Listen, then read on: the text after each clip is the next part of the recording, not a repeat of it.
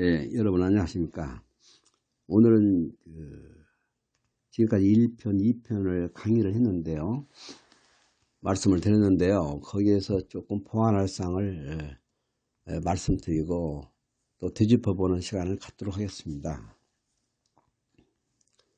우선 제가 이제 성경 말씀을 쭉 먼저 공부할 성경 말씀을 말씀드린 바가 있고요. 그 다음에 이제 그 중에서 2편에서는 이제 신명기 32장 21절 말씀을 드렸습니다. 이스라엘 민족이 하나님 아닌 다른 신을 섬기고 말미암아 하나님도 나도 내 백성 아닌 자로 너희를 시기나게 하고 미련한 한 민족으로 너희를 노예케 하리라. 여기에서 이제 내 백성 아닌 자에 대한 설명이 제가 있었죠. 내 백성 아닌 자, 백성이 아닌 자, 백성이 아닌 자라는 의미는 이스라엘 민족만 백성이지 나머지는 백성이 아니지요. 그런데 이 중에서 일반적으로 주석가들은 교회로 보는 견해가 있다. 그래서 이건 교회가 될 수가 없는 것이, 교회는 백성이다, 백성. 이스라엘 백성. 근데 여기는 백성이 아닌 자라고 했단 말입니다.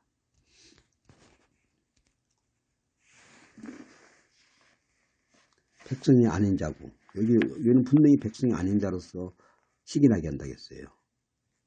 교회는 백성이에요. 택하신 백성. 그래서 교회가 될 수가 없는 거고. 또 하나는 단수라고 그랬습니다.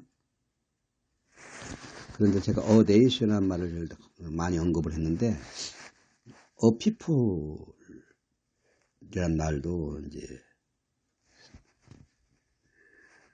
참고해야 됩니다. 피플, 백성이 아닌 자는 피플입니다. 나도 피플입니다.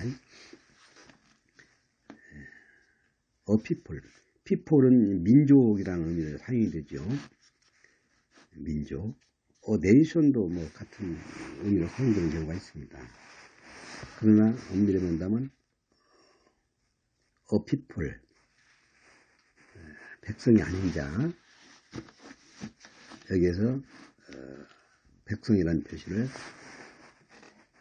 복수, 우리 한글말로는 백성하면 복수로도 사용이 되고 단수로도 사용이 됩니다만,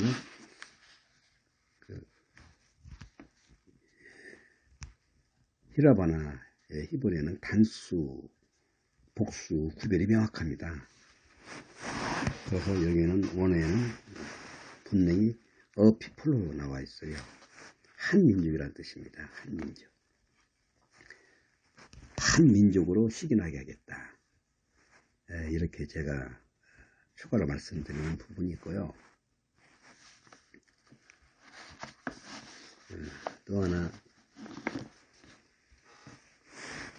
아마존에 대한 얘기를 자꾸 하는데, 4차 산업혁명 뒤에 또 아마존 이상 가는 기업들이 많이 나오게 될 겁니다. 그런 측면에서 그제 아마존이 93,000% 이제 떨어져가지고 그렇습니다. 올랐을 때는 이제 84달러 기준으로 93,000% 올라온 거니까 160달러까지 오른 적이 있거든요. 그럼 그때 기준을 한다면은 거의 배가 되는 거지요. 거의 18만, 19만 프로가 되는 거지요. 1900배. 이게 되는 거죠. 근데 이것도 상장 이후 비교한 겁니다. 상장 이후. 그럼 상장 이전은 더 싸지요.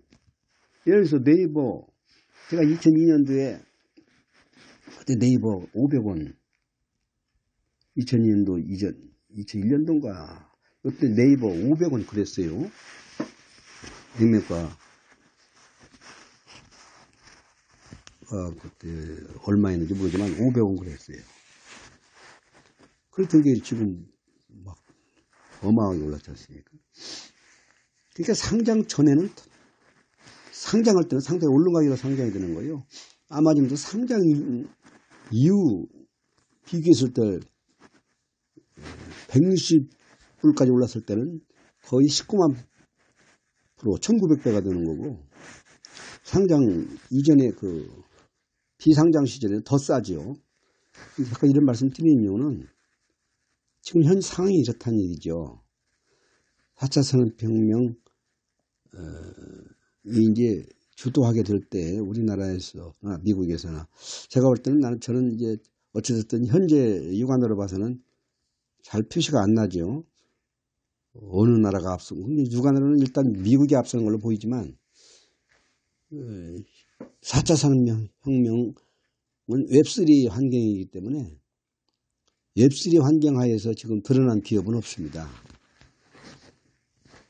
뭐 일부 뭐 넷플릭스라든가 이런 것들이 들어있긴 하지만 현재 막 지금 물밑 경쟁 상태입니다.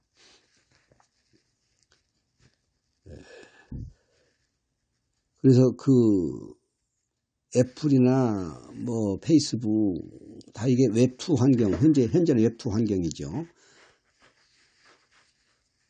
그러나 웹3가 되면은 이 사람들이 웹2에서 웹3로 바로 연결이 안 됩니다. 새로운 기업이 출현하게 돼 있어요. 야후가 없어지고, 야후는 웹1 환경 가운데서 생겼던 기업이거든요. 오늘날 사라져 버렸잖아요. 그러니까 웹1, 웹2, 웹3 이렇게 바뀔 때마다 기존에 있던 기업이 성장하는 게 아니라 그 기존에 있던 기업은 소멸하고 새로운 기업이 나타나는 겁니다. 그래서 현재 있는 모든 페이스북, 유튜브, 아마존, 이건 네이버 다음 다 이게 웹2 환경입니다. 이 사람들이 성장해서 웹3가 되는 게 아닙니다. 이 사람들은 와해되고 새로운 우리가 듣도 못한 기업들이 이제 일어난다는 얘기죠. 그래서 현재는 아직까지는 우리에게 그래서 기회가 있다는 얘기를 제가 드리는 겁니다. 여기에서 선두를 차지하는 국가가 4차 산업혁명의 선두 국가가 되는 거고, 우리나라는 이렇게 제가 지금 2차에 걸쳐서 말씀드린 대로 한국의 비전을 성서적으로 봤을 때는 한국이 세계 어떤가는 국가 중에 하나가 적어도 G2 국가는 된다. G1, 2를 다투는 국가가 된다고 봤을 때 반드시 그러한 기업이 한국에서 출현할 걸로 보고 지금이 기회라는 것을 말씀드리는 이런 말씀을 드리는 겁니다. 우리가 이렇게 이런 말씀을 드리는 이유는 한국에 대해서 비전을 가지라는 말씀이고, 이 비전에 동참하는 여러분이 되게, 특히 그리스도인들이 더라는 뜻에서 말씀드리는 겁니다. 오늘은 이렇게 조금 지난 시간에 한 것을 포함하는 차원에서 제가 잠시 쉬어가는 시간으로 이해를 하시고요. 다음 시간에 다시 또 강의를 연속해 나가도록 하겠습니다. 이상입니다.